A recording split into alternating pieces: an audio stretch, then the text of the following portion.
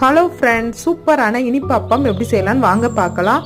ஒரு பாத்திரத்துல 3/4 கப் அளவுக்கு சர்க்கரை சேர்த்துக்கோங்க. இதுல கொஞ்சமா தண்ணி சேர்த்து சர்க்கரை கரையிற அளவுக்கு நல்லா கொதிக்க விட்டுருங்க. சர்க்கரை கரைஞ்சதுக்கு அப்புறம் அடுப்பை ஆஃப் பண்ணிட்டு இதை நல்லா ஆற விட்டுருங்க.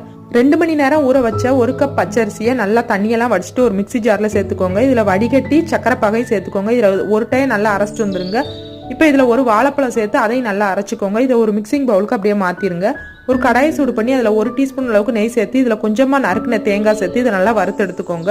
நல்லா இந்த மாதிரி கோல்டன் ப்ரௌனாக வறுத்ததுக்கப்புறம் இதை அப்படியே நம்ம அந்த மாவில் சேர்த்துக்கணும். கொஞ்சமாக இதில் சுக்கு ஏலக்காய் 2 சேர்த்து பவுட்ரு பண்ணி நான் ஒரு 1/2 டீஸ்பூன் அளவுக்கு சேர்த்துருக்கேன். இதை நல்லா மிக்ஸ் பண்ணிக்கோங்க. இப்போ மாவு ரெடி ஆயிடுச்சு. ஒரு கடாயில் கொஞ்சமாக எண்ணெய் சேர்த்துக்கோங்க. இதை பொரிக்கிறதுக்கு தேவையான அளவுக்கு அடுப்பை மீடியம் ஃப்ளேமில் வச்சுட்டு இதை ஒரு கரண்டி எடுத்து ஊற்றுனீங்க அப்படின்னா சூப்பராக பூரி மாதிரி புஷ்ஷுன்னு எழும்பி வரும். நம்ம சோடா உப்பு எதுவுமே சேர்க்காம இந்த மாதிரி சூப்பராக வரும். 2 சைடும் திருப்பி போட்டு வேக வச்சு எடுத்தீங்கன்னா சூப்பரான அப்பம் ரெடி. வீடியோ பிடிச்சிருந்தா லைக் பண்ணிக்கோங்க.